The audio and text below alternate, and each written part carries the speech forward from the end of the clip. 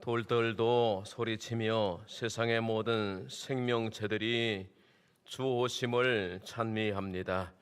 우리 성도들도 우리 성가대 찬양대와 함께 영광의 왕의 오심을 송축합니다. 이 시간도 우리에게 은혜로 임하시고 말씀으로 깨닫게 하시고 성령으로 충만케 하사 믿음의 길을 묵묵히 달려갈 수 있게 하여 주시옵소서. 예수님의 이름으로 기도합니다. 아멘. 호산나는 호시아나라고 하는 말로 우리를 구원하소서라는 뜻입니다. 그러나 호산나를 외치던 예루살렘 시민들은 로마의 압제와 그 예속된 상태에서부터 구원해 주실 분으로 예수를 환영했던 것입니다. 그러나 예수님은 정치적인 문제를 해결해 하기 위해서 오신 분이 아니십니다. 그분이 이스라엘 각 동리를 다니시는 것도 그들의 필요를 공급해 주시기 위해서 오신 것이 아니라 더 근본적인 문제를 위해서 오셨는데, 하나는 우리 죄 문제를 해결하기 위해서 오셨습니다. 모든 사람은 죄 아래에 있고 사단의 속박 아래에 있다가 지옥으로 끌려가게 되어 있는 것이 우리 인생의 운명이었습니다. 그러나 예수님께서 십자가에 피 흘려 죽으심으로 또 부활하심으로 우리 죄를 대속하시고 영원히 사는 길을, 하나님 앞에 가는 길을 열어주셨기 때문에 그는 우리의 구원자요 메시아가 되심을 믿습니다. 또 하나는 죄로 말미암아 끊어진 하나님과의 관계를 회복시키시기 위해서 오셨습니다. 죄를 지으면 죄는 달콤하고 짜릿합니다. 또 짓고 싶어요.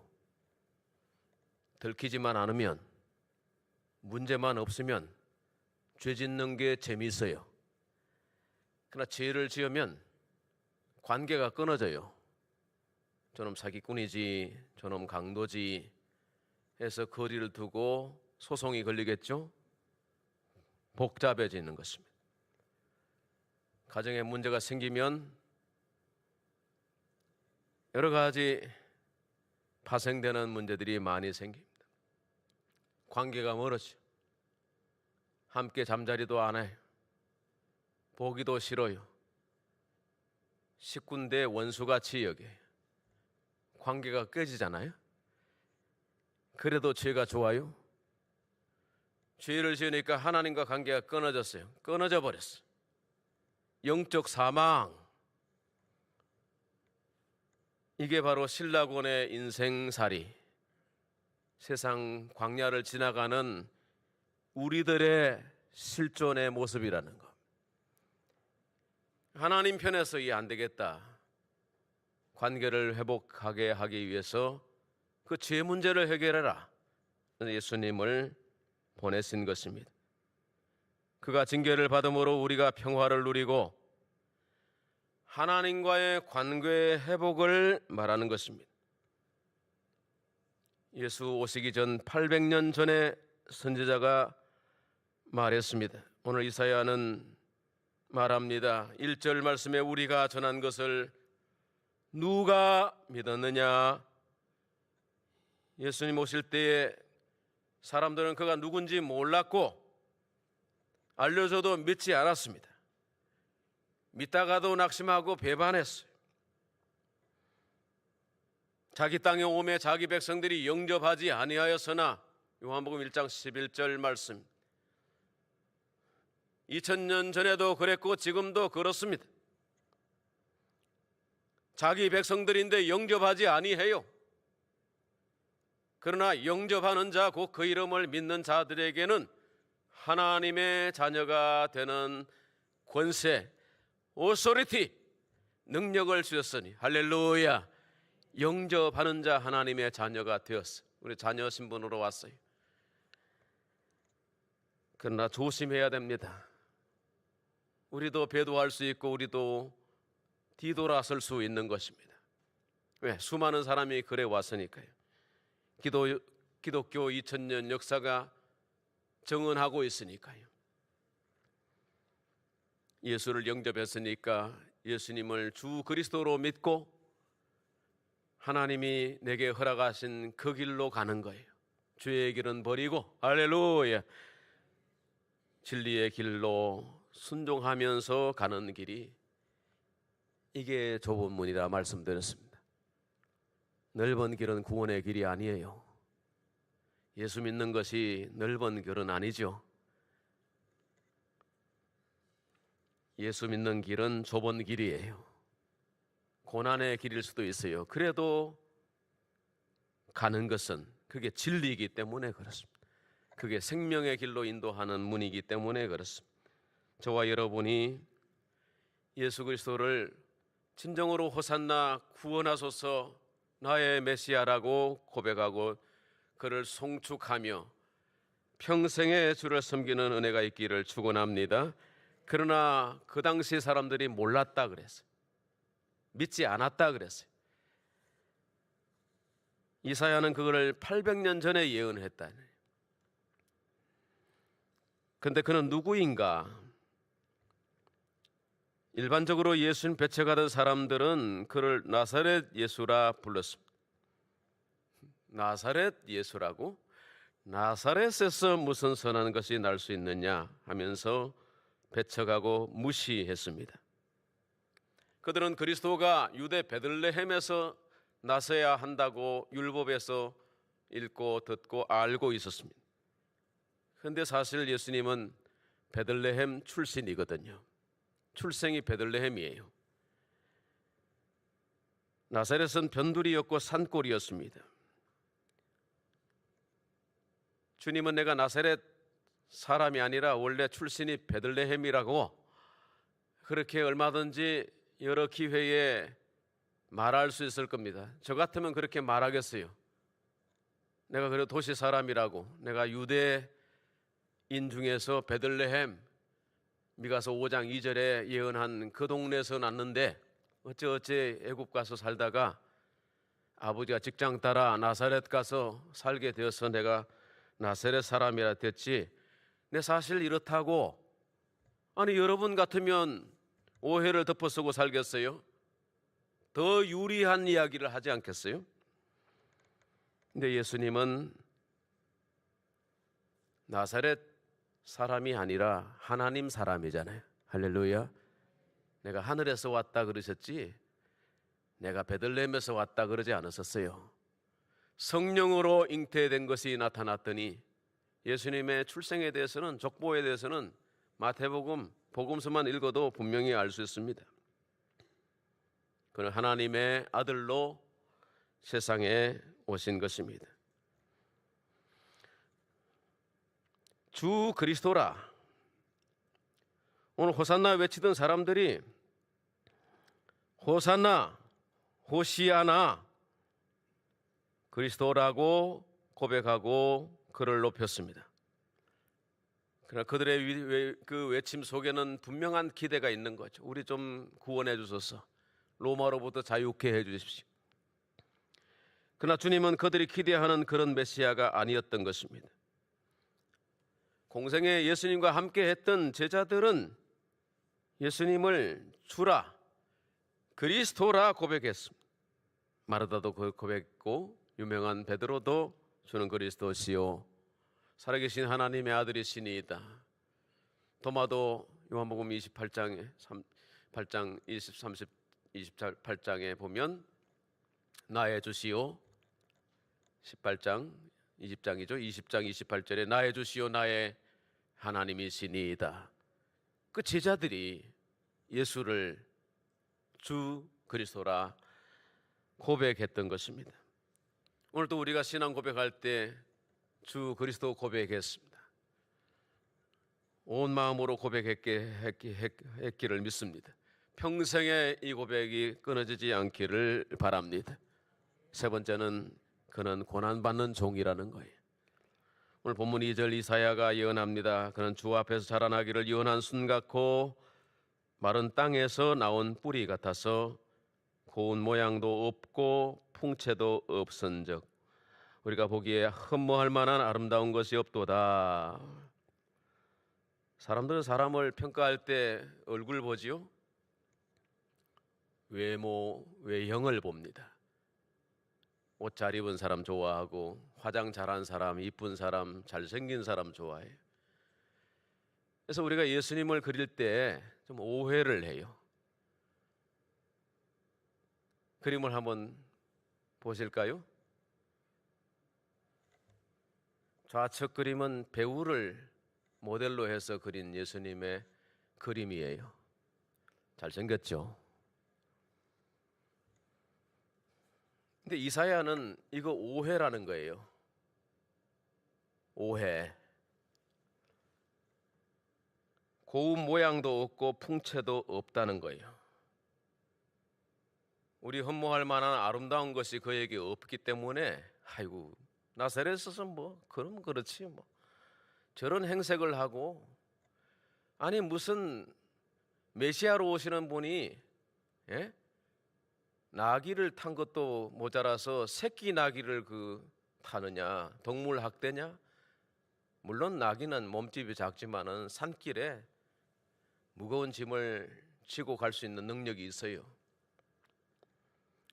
근데 개선 장군이나 메시아라면 적어도 백마 모양 있잖아요. 올해 말띠인데 적토마 정도는 타줘야죠. 장로님쯤 되면 벤처 좀 타줘야 되지 않겠어요? 예? 좀 좋은 옷을 입고 말이야. 내가 성공했다라고 하는 예수 믿고 내가 잘 됐다고 하는 그 정도 옷이 될 수 있어야 되는 거 아니에요? 오해예요. 신앙생활 껍데기예요. 예수님은 그런 게 아니라는 거예요. 우리가 예수를 얼마나 오해하는지 몰라요. 좌측 그림 보세요. 다시 예수님 죽으셔서 세마포로 얼굴을 사셨는데 그 세마포에 찍힌 예수님의 DNA를 컴퓨터로 뽑아내니까 이 그림이 나서요. 무슨 풍채가 있고 무슨 아름다움이 있어요. 그러니까 예루살렘 사람들도 돌변한 것 같아요. 나는 안 그럴 거라고 생각하겠죠? 예수 믿다 고난을 당했어요. 오해를 당했어요. 좀 하는 일이 잘 안 됐어요. 예수님이 나의 주, 나의 하나님이시라면서요? 왜 이렇게 하시는 거야? 책임을 주님께 돌릴 수도 있는 거예요. 오해하면 안 됩니다. 예수님은 우리 성공을 위해서 오신 게 아니에요. 잘나고 잘생기고 성공하고 멋이 되고 풍채 좋고 모양 좋게 하기 위해서 오신 게 아니라는 거예요. 어쨌든 예수님을 잘 믿고 신앙생활 진실하게 하면 정말 왕 같은 제사장처럼 멋지게 보여요. 할렐루야. 그건 당연히 따라오는 거라는 거야. 성공을 위해서 예수를 이용하는 사람이 워낙 많습니다. 예수 믿다가 돌변하는 사람들이 워낙 많아요. 이사야는 장차 오시는 메시아의 모습이 고난당하는 종이라는 거예요. 이걸 분명히 알았다면 예루살렘 사람들이 이사야 53장을 묵상하면서 저분이 예수님이시다, 저분이 나의 주시다 고백했지 않겠어요? 멸시를 받아 사람들에게 버림을 받았으며 간고를 많이 겪었으며 질고를 아는 자라. 그는 우리의 질고를 지고 우리의 슬픔을 당하였거늘 고난받는 종의 모습으로 노래하고 있습니다. 그렇다면 주님께서 이 땅에 오셔서 고난당하심으로 이루어 놓으신 결과가 뭐냐? 첫째는 우리의 질고와 슬픔을 짊어지셨다는 거예요. 4절 말씀이죠. 여기서 중요한 단어는 우리라고 하는 말입니다. 우리의 질고를 지고 우리의 슬픔을 당하였거늘.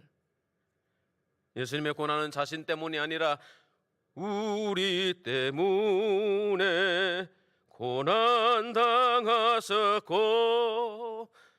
우리 때문에 우리의 아픔, 우리의 죄의 결과, 우리의 고통을 대신 짊어지셨다는 거예요. 할렐루야.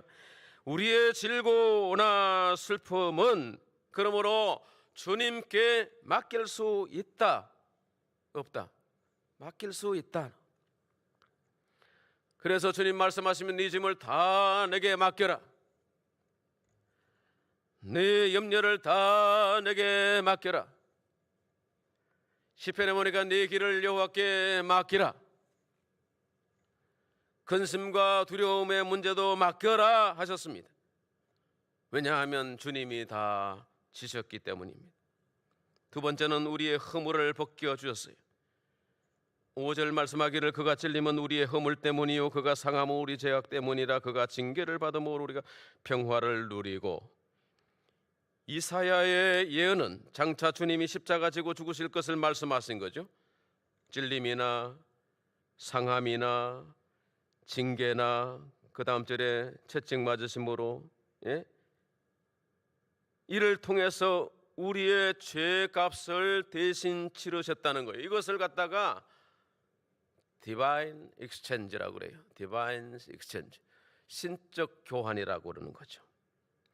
자 보십시오. 그가 찔림으로 우리가 허물의 사함을 받았습니다. 그가 상함으로 우리 죄 용서함을 받았어요. 그가 징계받음으로 하나님과 우리 사이에 평화가 실현되었어요. 그가 채찍 맞음으로 우리가 나음을 받았도다 했습니다. 우리가 뭐 교환해달라고 한 게 아니에요.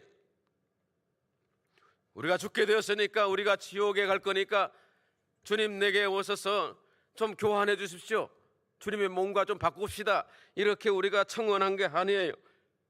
하나님이 세상을 이처럼 사랑하사 독생자를 주셨어요. 할렐루야. 우리가 당할 것을 주님이 대신 당하셨다는 거예요. 그래서 내가 나기도 전에 엄청난 교환이, 물물 교환, 그렇죠? 이게 신적 교환이에요. 교환이 이미 이루어졌어요. 이걸 아는 것이 진리죠. 이걸 알고 보니 내가 구원받은 거예요. 하나님의 은혜요. 하나님의 자녀가 되고 천국 백성이 되었어요. 그래서 감사할 수 있고, 헌신할 수 있고, 생명을 걸 수도 있고, 죽도록 충성할 수 있는 것입니다. 주님이 값을 다 치르셨다는 거예요. 할렐루야. 이 은혜를 마음에 새기며 감사하기를 바랍니다. 세 번째는 치유와 회복의 은혜가 임하게 되었습니다. 5절 하반절입니다. 그가 채찍에 맞음으로 우리가 어떻게 되었다? 나음을 받았도다. 여기서 나음이라고 하는 것은 히브리어 라파입니다. 여호와 라파, 여호와께서 치료하셨다, 회복하셨다, 온전케 하셨다라고 하는 뜻입니다. 주님이 채찍 맞으심으로 어떤 치유가 우리에게 임했을까요? 먼저는 영적 치유를 받았어요. 오염된 우리 영혼이 회복되었다 이 말입니다. 마귀에 속아서 살던 우리 인생이 눈을 떴다 이 말이, 예수를 알아보게 되었다는 거예요. 죄에서 자유하게 되었어요. 그 어느 누구도 나를 정죄할 수 없어요. 마귀의 정죄를 능가하는 예수의 보혈로 덮어주신 하나님의 사람이 되었다는 것, 영적 치유를 받은 것, 얼마나 감사한지 몰라요. 세상 안 믿는 사람들은 영이 있는 줄도 몰라요. 하나님과 상관없이 살아요.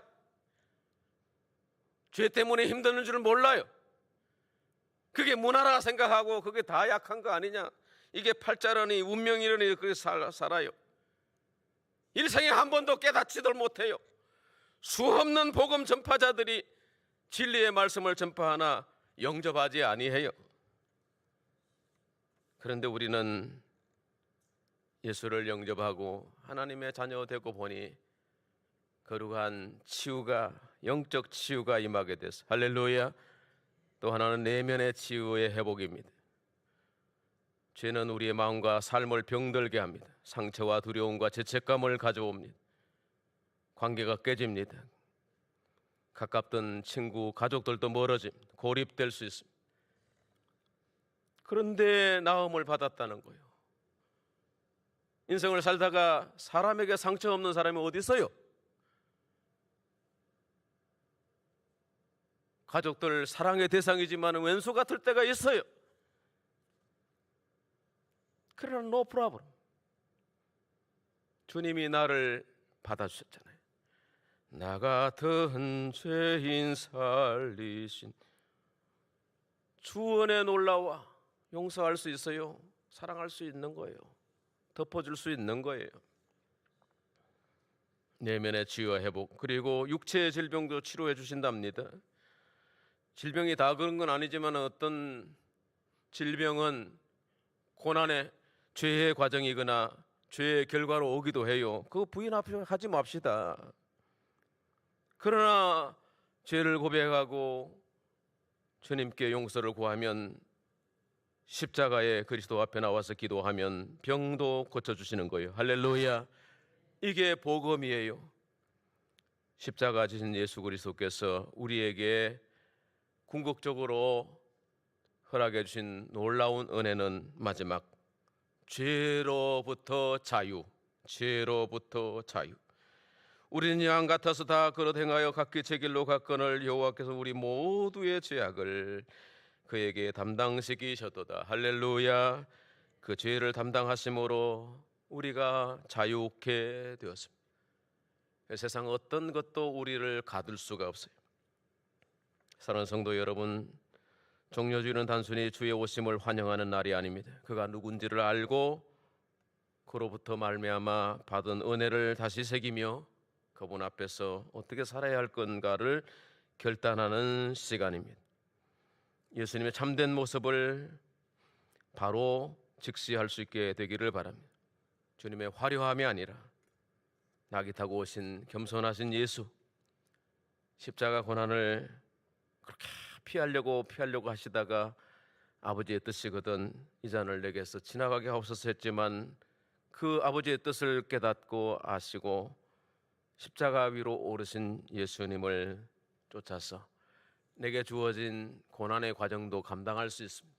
사명과 짐도, 무거운 짐도 능히 감당할 수 있습니다. 죄로부터 자유케 해주신 그리스도, 그분은 나의 구원자이십니다. 나의 하나님이 되십니다.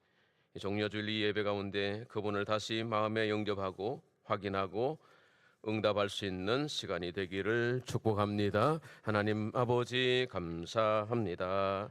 오늘 말씀을 듣는 우리 심령들의 복되게 하여 주시고, 예수를 하나님으로 나의 주 그리스도로 고백하며 평생에 주께 충성하고 하나님께 영광 돌리는 삶을 살게 하여 주시옵소서. 예수님의 이름으로 기도하옵나이다. 아멘. 이 시간에는 성찬 예식을 거행하겠습니다. 성찬 위원들은 나오셔서 준비해 주시기 바랍니다. 세례식이 먼저인가요? 세례식 조금만 기다려 주세요. 세례식이 있겠습니다. 호명하실 때 자리에서 일어나 주시기 바랍니다. 최명자 성도님 51년 1월 1일 생이십니다.